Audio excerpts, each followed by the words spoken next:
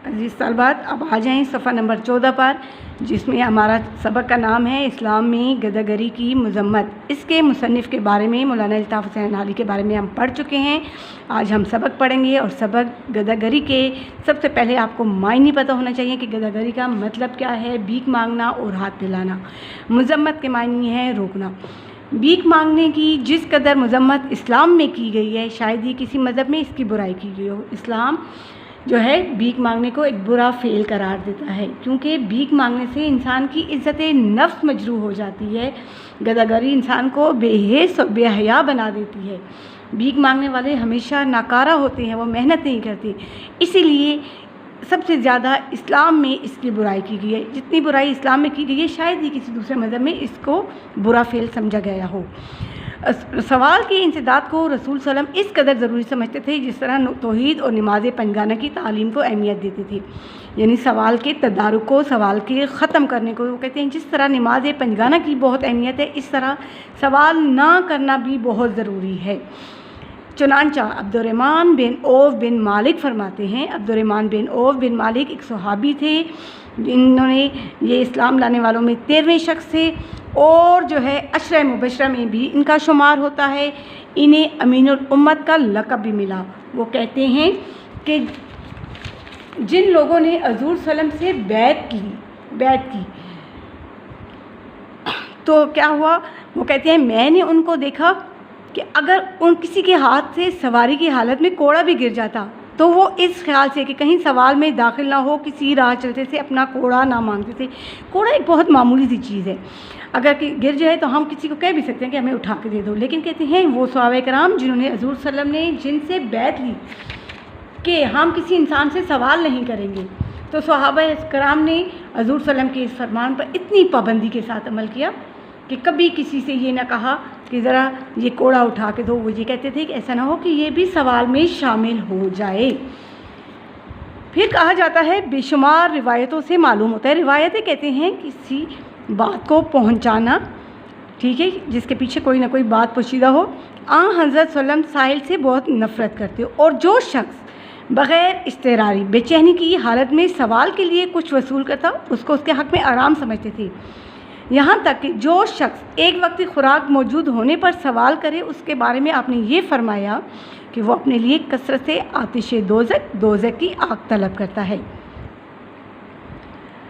हज़रत सल्लम ने फरमाया कि हम में से जो शख्स अपनी रस्सी पहाड़ पर लेकर जाए और वहाँ से लकड़ियों का गट्ठा बांधकर अपनी पुश्त पर लाए, कमर पर, पुश्त पर, उसको फ़रोख्त करे ताकि अल्लाह उसकी हाजत रफ़ा कर दे, दूर कर दे, तो ये इसके हक़ में बेहतर है बनिस्बत उसके कि वो लोगों से भीख मांगे।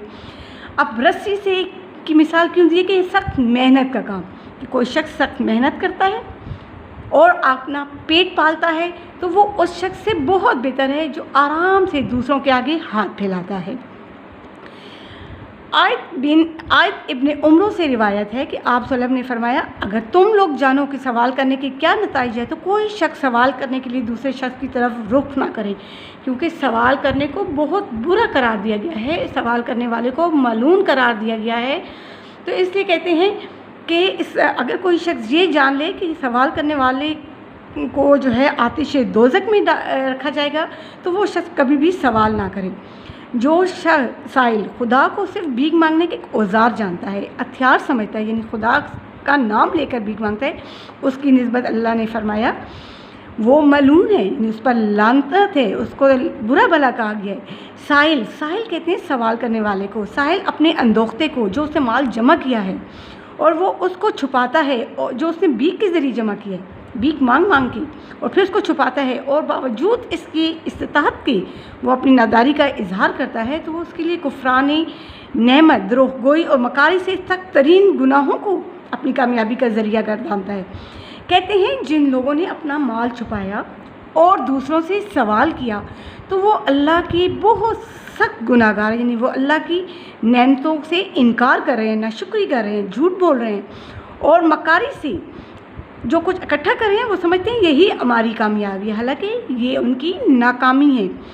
फिर कहा जाता है, पर जिन जामे अल्फाज में रसूल सल्लम ने भीख मांगने की मज़म्मत फरमाई, इससे ज़्यादा जामे अल्फाज कहीं नहीं मिलते। आप सल्लम साइलों की तादाद के बढ़ने को मकरूह समझते थे, बुरा समझते थे।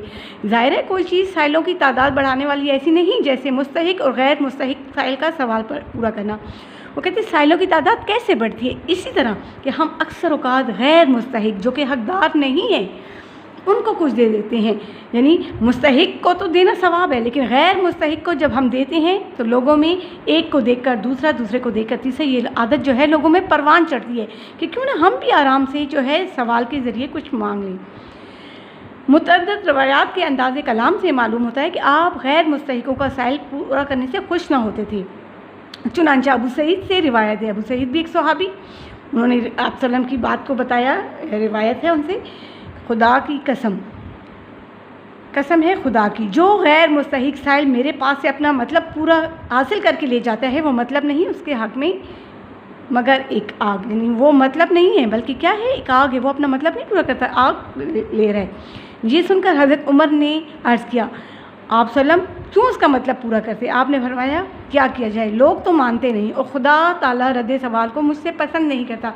यानी हमें तो हज़रत सल्लम ने सवाल करने से कि जो गैर मुस्तहिक हैं उनको नहीं देना चाहिए मना फरमाया, लेकिन वो कहते हैं चूँकि मैं अल्लाह का नबी था और मेरे साथ ये जो है मुनासिब नहीं है कि मैं किसी के सवाल को रद्द करूँ, किसी साइल को अपने दर से खाली लुटाऊँ, लेकिन मैं जानता हूँ कि जो गैर मुस्तहिक हैं वो अपने लिए जो है अज़ाब कब्र इकट्ठा कर रहे हैं। फिर सहाबा कराम फरमाते हैं कि आप सल्लम अपनी ज़िंदगी में लोगों को ना सिर्फ गदागरी से बचने की तालीम दे बल्कि मेहनत की तरफ आने की भी तालीम आपने फरमाई। मशकात की एक हदीस हमारी किताब में लिखी है, मशकात हदीस की एक किताब है, इसके मायने हैं चरागदान के, इसमें तकरीबन 10,000 हदीस हैं। और कहते हैं, अब ये हदीस मैं आपके सामने बयान करती हूँ कि अंसार में से एक शख्स आप सल्लम के पास आया, उसने आप सल्लम से सवाल किया तो आप सल्लम ने पूछा क्या तेरे घर में कुछ भी नहीं? तो उसने अर्ज़ करा क्यों नहीं, एक कमली है, एक मोटी चादर जिसे मैं कुछ ओढ़ता हूँ, कुछ ज़मीन पर जो है डालता हूँ, कुछ बिछाता हूँ, कुछ ओढ़ता हूँ, एक प्याला है जिसमें मैं पानी पीता हूँ। आपने फरमाया दोनों को मेरे पास लाओ। और आपने जो है दोनों चीज़ें, वो जब सहाबी आपके पास दोनों चीज़ें लेकर आया तो आपने बुलंद आवाज़ में फरमाया कोई इनको ख़रीदा है? एक शख्स बोला मैं 1 दरम दे ख़रीदता हूँ। दरम उस वक्त की जो करेंसी थी, जो उस वक्त का सिक्का था, रुपया। अब आपने 2-3 बार फरमाया कोई 1 दरम से ज़्यादा ले सकता है? एक शख्स ने कहा मैं 2 दरम देता हूँ। आपने कमली और प्याला उसे देकर 2 दरम लिया और उस अंसारी से फरमाया जा इससे एक कुल्हाड़ा ख़रीद के ला। वो कुल्हाड़ी ख़रीद के लाया। आप सल्लम ने उसमें अपने हाथ से दस्ता ठोंका और फिर फरमाया जाओ लकड़ियाँ काट और बेच। यानी जब तू लकड़ियाँ काटेगा बेचेगा तो तुम क्या है, मेहनत की तालीम है ना, मेहनत करोगे, मेहनत से कमाओगे। और अब मैं तुझको 15 दिन ना देखूँ। वो शख्स चला गया और लकड़ियाँ काट कर बेचने लगा। 15 दिन बाद जब वो आपके पास आया तो उस क्या था, उसके पास 10 दरम जमा हो गए। उसने उनमें से कुछ का कपड़ा ख़रीदा, कुछ खाने का सामान लिया और आप सल्लम ने उसे क्या फरमाया, ये तेरे लिए बेहतर था कि जब तू क़यामत के दिन आए तो तेरे चेहरे पर भीख मांगने का दाग हो। अगर तू मेहनत ना करता और भीख मांगता तो तेरे चेहरे पर मलून होने का जो थी मोहर लगी होती, लानती तुम्हें कहा जाता। देख, सवाल करना सिर्फ उस शख्स को ज़रूरी है, उस शख्स के लिए हलाल है जो सख्त मोहताज है, जो माजूर है, या जिसके ज़िम्मे कोई खून बहा है, या जिसके ज़िम्मे कोई भारी तावान है, तो वो शख्स सवाल कर सकता है, वरना सवाल करना गुनाह है। इस हदीस से मालूम होता है कि जहाँ तक मुमकिन हो साइल को सवाल करने से रोका जाए और सवाल करने की बुराई और मेहनत मुशक्क़त की खूबी उसके ज़हन में डाली जाए। मगर इस ज़माने में साइलों की बेगैरती और ढटाई इस हद तक गुज़र गई है कि बग़ैर किसी जो है ममानियत के उन पर कोई असर नहीं होता। मना करने के बावजूद वो जो है उन पर कोई असर नहीं होता। और फरमाइश कहते हैं वार्निंग, किसी फरमाइश उनको बार बार रोका जाए, मना किया जाए, लेकिन उन पर असर नहीं होता। नज़र बहालात मौजूदा हालात में अगर हम नज़र डालें तो इसके सिवा कोई चारा नहीं कि गैर मुस्तहिक साइलों की दादो दहेज से एक कलम हाथ रोक ले जाए। गैर मुस्तहिक साइलों की मदद करने से, दादो दहेज जो हम सखावत बन के उनकी मदद करते हैं, इससे अपने हाथ को रोका जाए। और जहाँ तक हो सके मुस्तहिक की जमा है मुस्तहिकीन, और इसका मतलब है जो हकदार हैं उनकी इमदाद की, जो बावजूद इस्तिहकाक के किसी से सवाल नहीं करते। और वो लोग जो कि मुस्तहिक हैं लेकिन सवाल नहीं करते और सख्त मजबूरी और नदारी की हालत में नहीं करते, या जो सख्त मजबूरी और नादारी की हालत में सवाल करते हैं, या तो वो लोग जो सवाल नहीं करते, सफ़ेद पोश हैं, किसी की ऐसी मदद नहीं मांगते और जो है बस मुश्किल वक्त में गुजारा करते हैं, उनको अगर हम उनको जानते हैं वो मुस्तहिक हैं, हमें उनकी मदद करनी चाहिए। या फिर वो लोग जो बहुत मजबूर हो जाते हैं, नादारी की हालत में सवाल करते हैं, उनकी मदद करना ज़रूरी है। गैर मुस्तहिक साइलों के साथ कोई सलूक और कोई भलाई से बढ़कर नहीं हो सकती कि उस बेगैरती और बेशर्मी के पेशे से बाज रखा जाए, हमें इससे रोका जाए।